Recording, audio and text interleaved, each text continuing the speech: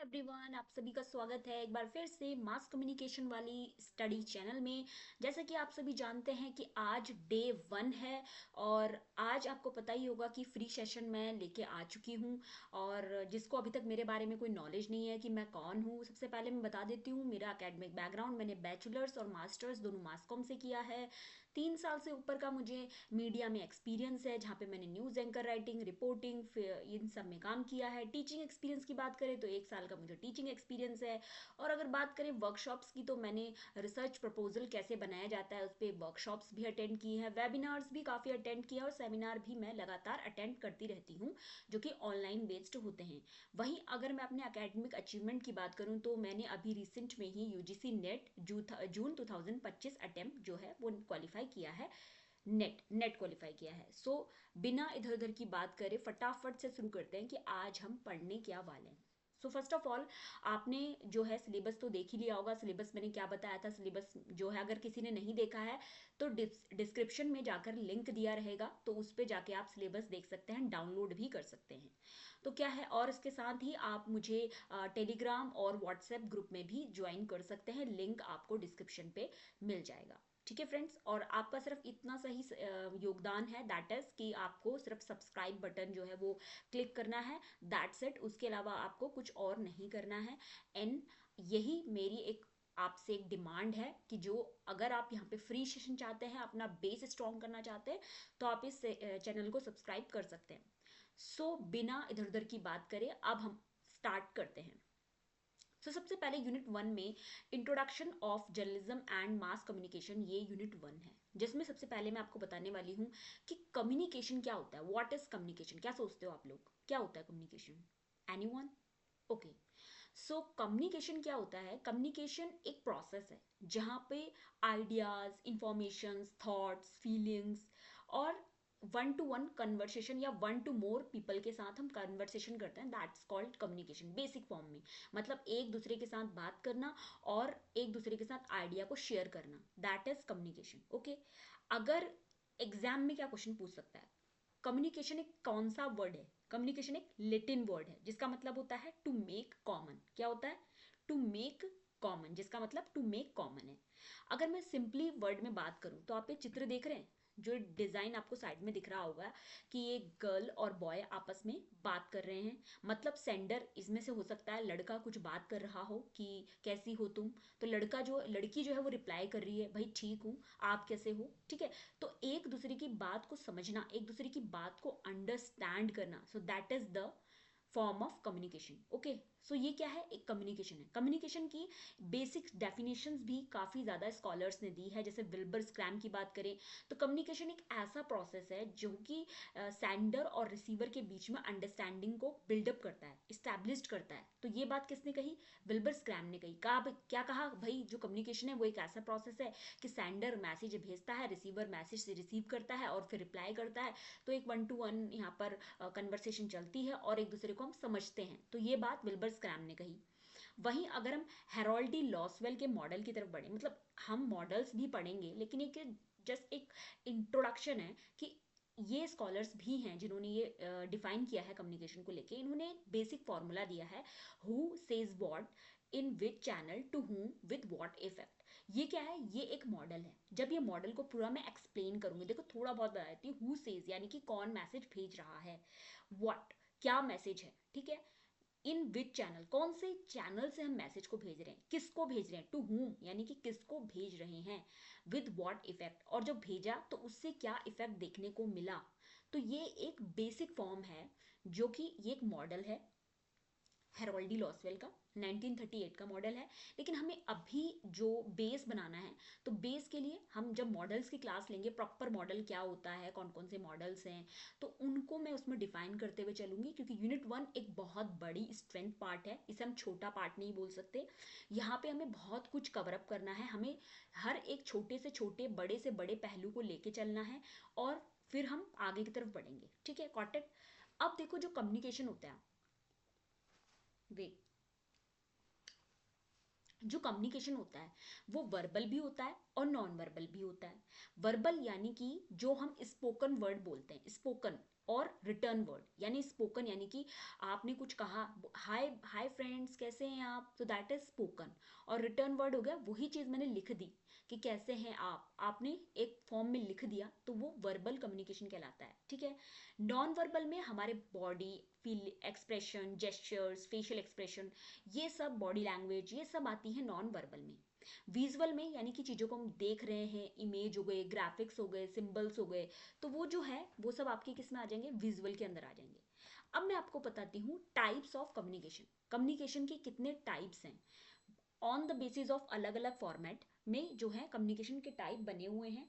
ठीक है फ्रेंड्स, तो अलग अलग फॉर्मेट के हिसाब से कम्युनिकेशन के टाइप्स हैं।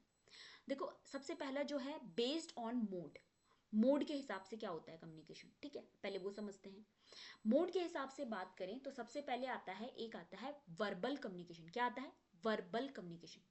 वर्बल कम्युनिकेशन जैसे मैंने बताया कि मीडियम के हिसाब से आप ये चित्र जो देख रहे हैं सामने वर्बल कम्युनिकेशन का है, यानी कि यहाँ पर एक दूसरे से बात जो हो रही है वो स्पोकन वर्ड्स में हो रही है, और नेक्स्ट पिक्चर में देखिए कि उसी में बताया हुआ है कि स्पीच देना, कन्वर्सेशन करना, ईमेल्स वगैरह भेजना, वो क्या है, वर्बल का पार्ट है। क्यों, क्योंकि आप टेक्स्ट की फॉर्म में लिख रहे हो या स्पोकन में बात कर रहे हो, जैसे मैं भी बोल रही हूँ, तो मैं क्या करूँ, मैं एक वर्बल कम्युनिकेशन आपके साथ कर रही हूँ।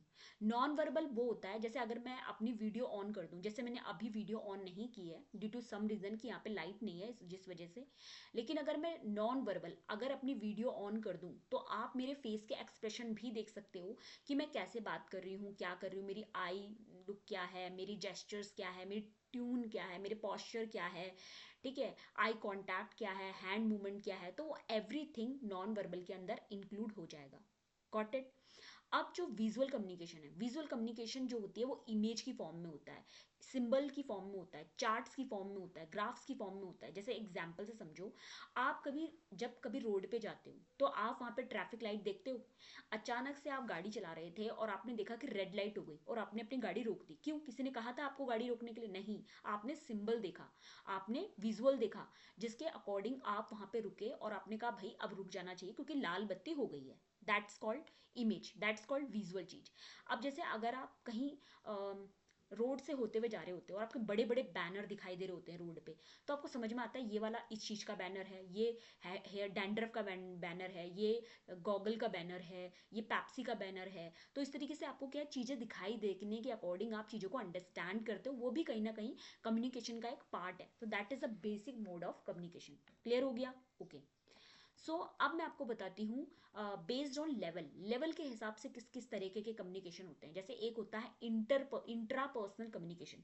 इंट्रा पर्सनल कम्युनिकेशन में क्या होता है, कम्युनिकेशन विद वन सेल्फ, यानी हम खुद से ही टॉक करते हैं, खुद से ही थिंक करते हैं, खुद से ही सब कुछ करते हैं। वो क्या है, वो एक इंट्रा पर्सनल का पार्ट है। क्या है, इंट्रा पर्सनल कम्युनिकेशन का पार्ट है। जैसे कि इंट्रा पर्सनल में क्या होता है, आप खुद से ही बात करते हो। जैसे अगर आपको ना कोई टॉपिक समझ नहीं आया और आप खुद से बात करके उसको समझ रहे हो कि, या फिर आप अपने अपने लाइफ के डिसीजन ले रहे हो, तो वो किसी दूसरे से तो नहीं पूछोगे, अपने से ही अपने को पूछोगे, अपने से ही बात करोगे, तो वो होगा इंट्रापर्सनल। That is intrapersonal.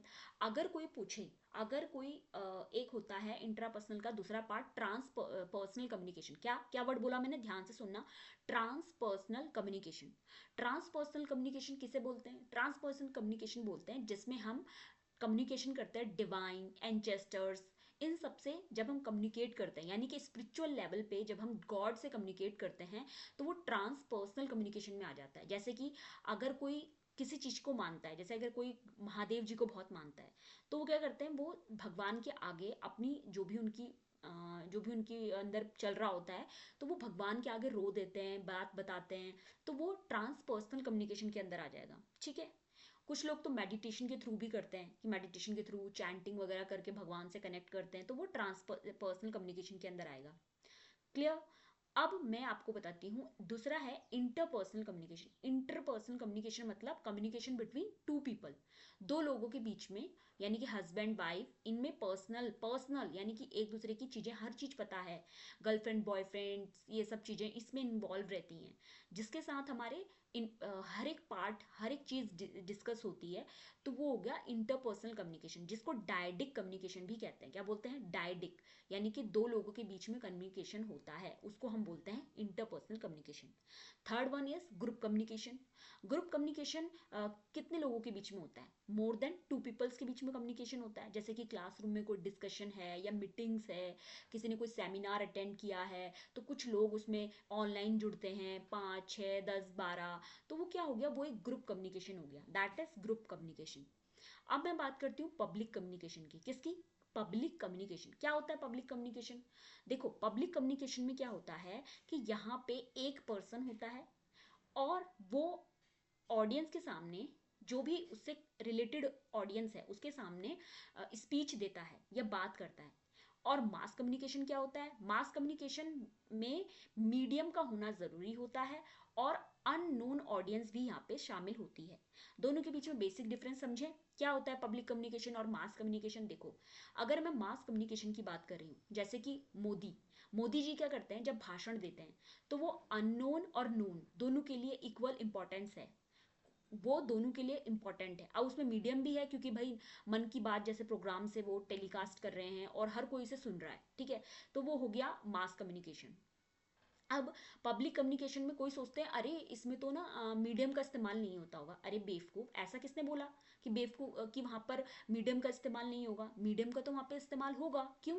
क्योंकि जो पब्लिक कम्युनिकेशन है यहाँ पे क्या होता है, जैसे अगर आप बस बस स्टेशन में पहुंचे हो, तो बस स्टेशन में कभी आपने मेट्रो से सफ़र किया है? तो मेट्रो से सफ़र करने पर वो हर थोड़ी देर में वो मशीन क्या बोलती है, उसके अंदर जो ऑटोमेटिक मशीन लगी है कि यात्रीगण कृपया ध्यान दें, ये स्टेशन प्लेटफॉर्म नंबर 1 के दिलाराम चौक पर पहुंच चुकी है और गेट दाईं ओर खुलेंगे। वो इतना बात बोलती है, दाएं ओर खुलेंगे, राइट साइड खुलेंगे, लेफ्ट साइड खुलेंगे, यही बात बोलती है।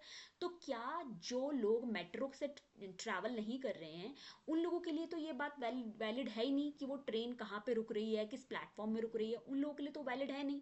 लेकिन किन लोगों के लिए वैलिड है? जो उस मेट्रो से ट्रैवल कर रहे हैं, जो उस मेट्रो के अंदर बैठे हुए हैं, उन पैसेंजर्स के लिए ये बात बहुत इंपॉर्टेंट है कि वो ध्यान से एक बात को सुने और समझें कि मेट्रो क्या बोल रही है और कहाँ से होती हुई जा रही है। उन लोगों के लिए क्या है, वो इंपॉर्टेंट है। समझ में आया? तो ये क्या हो गया, एक पब्लिक कम्युनिकेशन हो गया।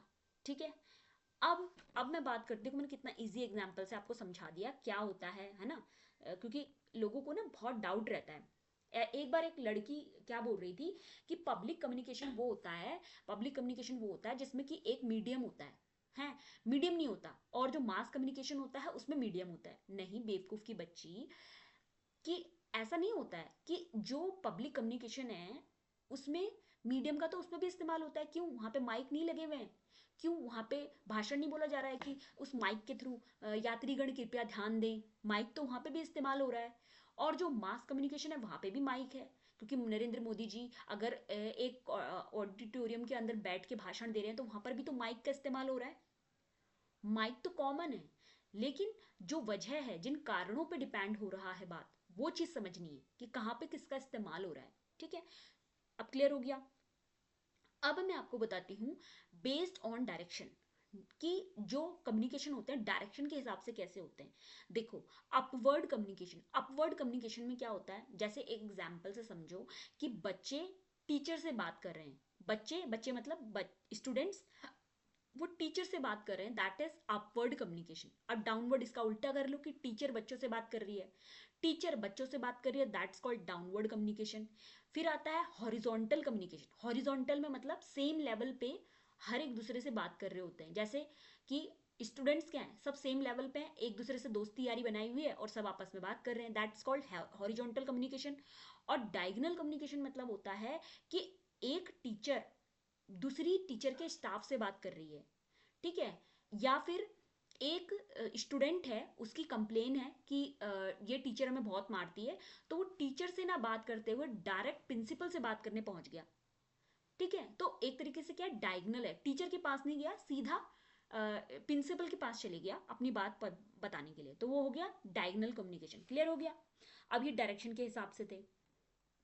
अब देखो, अब बहुत ही इंपॉर्टेंट पार्ट है, that is evolution of communication. Communication की शुरुआत कैसे कैसे हुई, ओल्ड एरा से आज के समय में कैसे कम्युनिकेशन बढ़ा है, पहले तो समझते हैं। देखो, सबसे पहले अर्ली मैन, यानी कि जो आपने सुना होगा कि अर्ली मैन हुआ करते थे, वो लोग खाल के कपड़े पहनते थे, पत्ते लगा के घूमते थे, हाथ में झिंगा लाला हूँ के उनके पास वो होते थे, क्या बोलते हैं, औजार रहते थे, लकड़ी को ही बना बना के उन्होंने औजार बना रखे थे। ठीक है, तो वो एक दूसरे से कम्युनिकेशन भी कैसे करते थे, इस तरीके से। मैंने जो लुलु लुलु की आवाज निकाली ना, तो इस तरीके से वो कम्युनिकेशन करते थे। हा, इस तरीके का क्या रहते थे, कम्युनिकेशन करने का तरीका रहता था। और फिर उसके बाद केव पेंटिंग आई।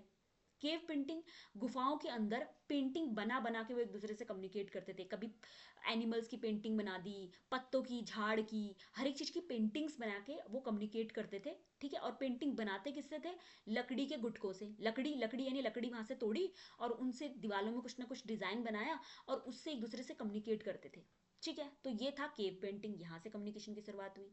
फिर धीरे धीरे साइन सिंबल स्टार्ट हुए, जो कि चाइना से, चाइना में पेपर प्रेस प्रिंटिंग, मतलब पेपर वगैरह आने लगे चाइना में, तो वहाँ पे लकड़ी के गुटकों में छपने लगे और साइन सिंबल इस तरीके की फॉर्मेट का इस्तेमाल होने लगा। फिर क्या हुआ, फिर थिएटर स्क्रिप्ट्स आने लगी। लोग एक दूसरे से कम्युनिकेट करने के लिए थिएटर में जैसे पपिट्स वगैरह दिखाने का शो वगैरह करने लगे। ठीक है, फिर उसके बाद क्या हुआ, फिर उसके बाद बारी आई पेपर की। अब पेपर वगैरह छपना स्टार्ट हो गए, यानी कि अब पेपर्स जो हैं, अब वो पेपर कैसे आते थे, वो जो पेड़ होता था ना, पेड़, उसकी उसमें से निकलती थी वो राल बोलते हैं उसको। वो राल को एक एक टोकरी से उसमें भर लेते थे और उससे ही वो गला गला के पिचका पिचका के उसको पेपर बनाते थे। और वो पेपर बहुत कॉस्टली होता था, क्योंकि बहुत मुश्किल से पेपर, पेड़ से वो निकलती थी राल, तो बन पाता था पेपर। फिर उसके बाद क्या हुआ, फिर प्रिंटिंग प्रेस आई, जैसे कि 1440s में आपकी गुटनबर्ग प्रिंटिंग प्रेस आई। ठीक है, जॉन गुटनबर्ग प्रिंटिंग प्रेस को लेके आए, तो यहाँ से ये दौर शुरू हुआ और यहाँ से ही बाइबल वगैरह जो है वो प्रिंट होने लगी, बुक्स वगैरह प्रिंट होने लगी, न्यूज़पेपर्स प्रिंट होने लगे।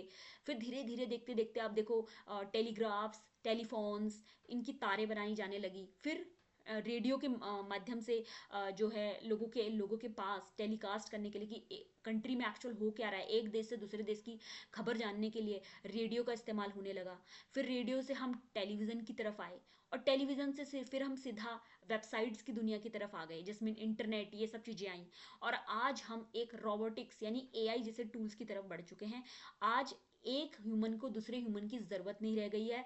आज कोई किसी से बात करना पसंद नहीं करता। आज क्या है, आज किसी से कोई हेल्प लेना पसंद नहीं करता। क्यों? क्योंकि इतने एआई प्लेटफॉर्म्स आ गए हैं कि हर कोई उसमें से सर्च करके अपना काम निकाल देता है। ठीक है, तो पहले क्या होता था ना, पहले लोग एक दूसरे से बात करके ना हल निकाला करते थे, प्रॉब्लम्स की सॉल्यूशन का हल निकाला करते थे। लेकिन आज जैसे अगर कोई बेसिक चीज हमें नहीं आ रही है, तो हम एआई के ऊपर डिपेंड हो गए हैं और एआई हमको उस चीज का जवाब दे देता है। हमें पहले क्या होता था, हमें ना, जैसे हमें प्रिंटिंग करना नहीं आ रहा या कोई अ, नया चैनल खोलना नहीं आ रहा या कुछ बेसिक काम करना नहीं आ रहा, तो हमें ये चैट जीपीटी जैसे टूल्स के ऊपर निर्भर नहीं रहना पड़ता था। हम क्या करते थे, हम खुद से उसे फाइंड आउट करने के लिए हम टीचर्स लोगों से पूछते थे।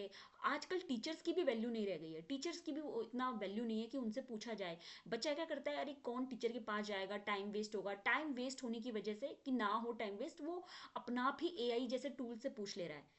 तो आज आज क्या है, एक इंसान को दूसरे इंसान की जरूरत नहीं रह गई है। आज ऐसा हो गया, इंसान हो तो डिपेंडेंट गया है, यानी कि हो तो इंडिपेंडेंट गया है।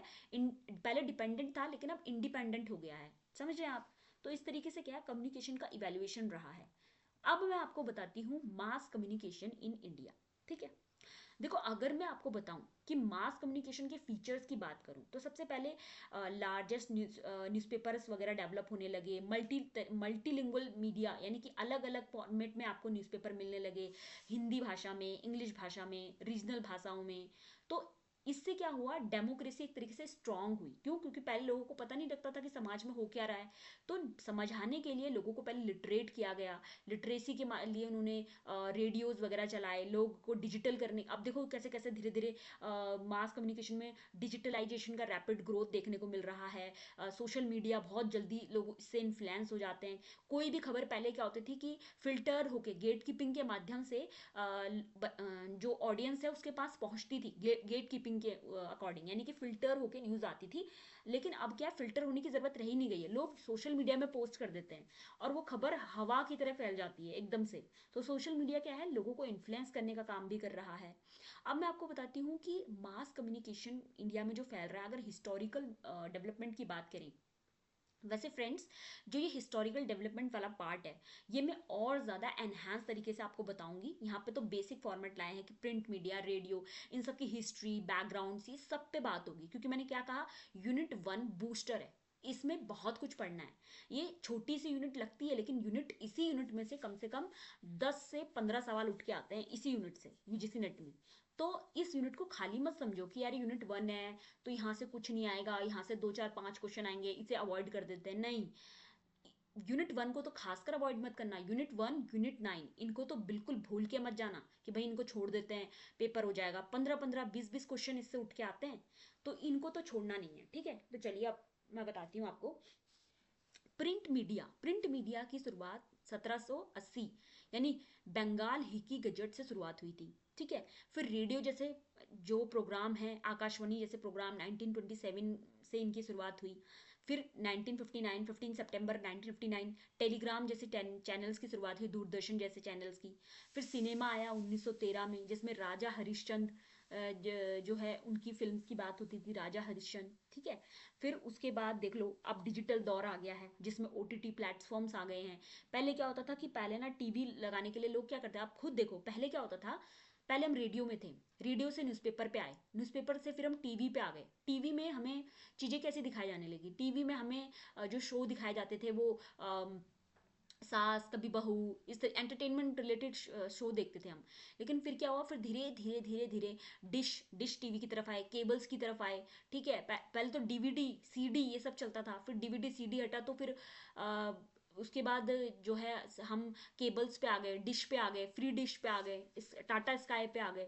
फिर उसके बाद वो भी हटा तो आज हम इंटरनेट पे डिपेंड है। आज हम इंटरनेट के बदौलत स्मार्ट टीवी में अपने मन पसंदीदा प्रोग्राम देखते हैं। आज हम ऐसे ओटीटी प्लेटफॉर्म्स पर डिपेंड है जैसे कि अमेजन हो गया, नेटफ्लिक्स हो गया, और जो ये जियो सिनेमा हॉटस्टार हो गया, इन जैसे प्लेटफॉर्म्स के ऊपर डिपेंड हो गए हैं। और उसके बाद और जो है मैक्स प्लेयर हो गया, तो इन चीज़ों पे हम क्या, हम डिपेंड हो गए जितनी भी ओटीटी प्लेटफॉर्म्स हैं। क्योंकि आज बस सब्सक्रिप्शन लेना है, सब्सक्रिप्शन भी इसका 400 500 का सब्सक्रिप्शन आता है, और लोग ले रहे हैं, और लोग उसमें क्या कर रहे हैं, अपना देख रहे हैं, जिसको जो देखना है, किसी को मैच देखना है मैच देख रहे हैं, किसी को कुछ देखना है वो कुछ देख रहे हैं। तो इस तरीके से हो गया है, ठीक है। अब मैं आपको बताती हूँ एक बहुत इंपॉर्टेंट रूल, दैट इज मेहराबिन रूल। क्या है मेहराबिन रूल? अब ये रूल जो है 7 38 55 का रूल है। क्या है? 7 38 55 का ये रूल है। अब ये रूल किसने दिया था? मेहराबेल ने दिया था। अब ये रूल जो है क्या बताता है, देखो, ये रूल बोलता है कि 7% जो है लोग वर्बल चीजों का इस्तेमाल करते हैं, बोलने का इस्तेमाल करते हैं, यानी वर्ड्स का इस्तेमाल करते हैं 7%। उसमें से 38% जो है वो टून का इस्तेमाल होता है, टोन का। यानी कि जैसे मैं ये बात बोल रही हूँ, तुम कैसे हो, तो ये क्या है, मेरी टोन है, एक टून है। अब मैंने बोला तुम कैसे हो यार, इसलिए ये अलग अलग टून है। और अगर मैं ऐसे बात करूँ, तुम कैसे हो यार, मेरी बात तो समझते नहीं हो, तो ऐसा लगेगा गुस्से में बात कर रही है ना। तो क्या है, ये टोन है जिस जो कि 38% इस्तेमाल होती है।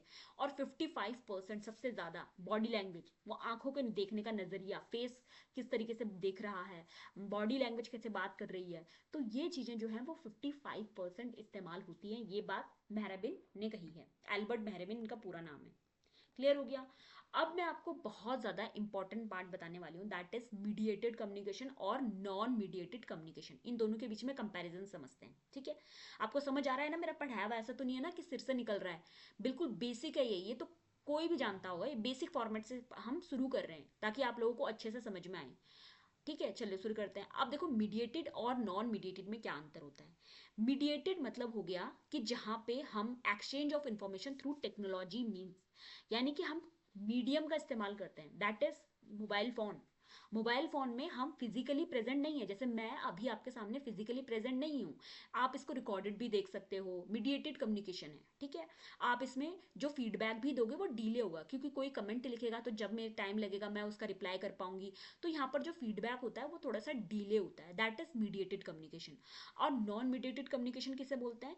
जहाँ पे टेक्नोलॉजी जैसी चीज़ों का इस्तेमाल नहीं होता है, जहाँ पे मैं अगर आपके सामने बोल दूँ कि भाई परसों वहाँ पे हम क्लास रख रहे हैं, सभी के सारे बच्चे वहाँ पे एग्जैक्ट प्रेजेंट होना फिजिकल वे में, तो यहाँ पे फेस टू फेस कन्वर्सन ज़्यादा होगा और मीटिंग्स होंगी, फेशियल एक्सप्रेशंस पे ज़्यादा ध्यान दिया जाएगा, ठीक है। और जो फीडबैक मिलेगा वो भी इमीडिएट मिलेगा, क्योंकि यहाँ पर तो फीडबैक का ऐसा सिस्टम है कि कोई बच्चे ने कमेंट कर दिया तो जब मैं फ्री होंगी तब देख लिया मीडिएटेड में। लेकिन जो नॉन मीडिएटेड है इसमें फीडबैक जो दी जा रही है वो ऑन द स्पॉट उसका रिप्लाई मिलेगा। ऐसा नहीं है कि आपने बात करी तो मैं उसको इग्नोर कर दूं उस टाइम पे, ऐसा नहीं होगा, ठीक है। तो वो होगा आपका नॉन मीडिएटेड कम्युनिकेशन। समझ में आया? अब अब हम शुरू करते हैं, व्हाट इज जर्नलिज्म। आप क्या हैं? आप एक मीडिया का कोर्स कर रहे हैं, आपको ये पता होगा कि क्या होता है जर्नलिज्म, क्या है, क्या है मतलब ये जर्नलिज्म। हम कहते रहते हैं कि हम तो मास्टर्स इन जर्नलिज्म में कर रहे हैं, बैचलर इन जर्नलिज्म में कर रहे हैं। What is journalism?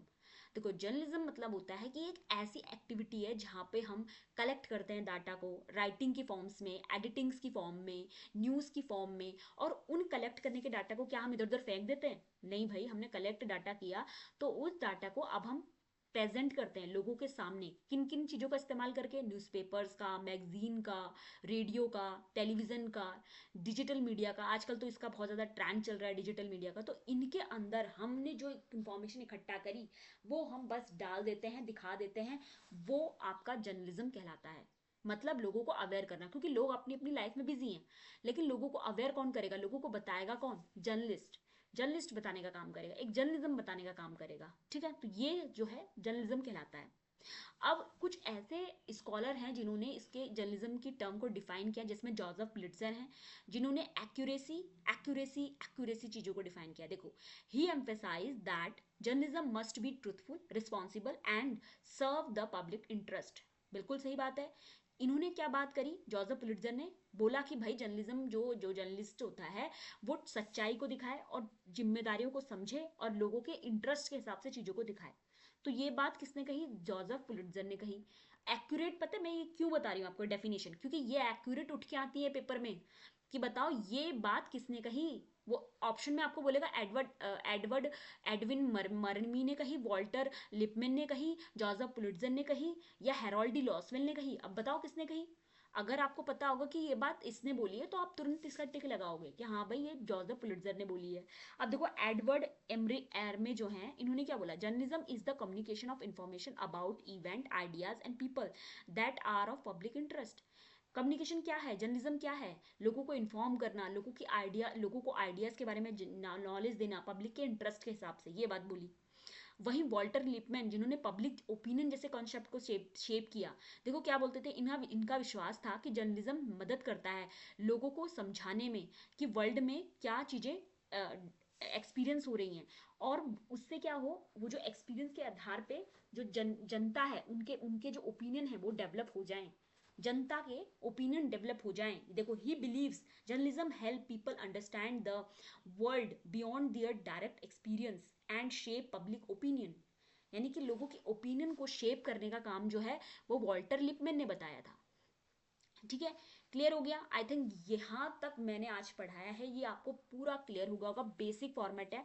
Next class, यानी कि जो हम नेक्स्ट क्लास पढ़ेंगे वो होगी येलो जर्नलिज्म के ऊपर, जिसमें हम फुल ऑन टॉपिक पे बात करेंगे, क्या होता है येलो जर्नलिज्म, किसने टर्म कॉइन की, ये सब चीज़ें रहेंगी। उसके अलावा नॉन वर्बल क्या होता है, नॉन वर्बल, उसके पार्ट को भी हम फुल्ली एक्सप्लेन करेंगे। डे 2 में हम ये चीज़ डिस्कस करेंगे।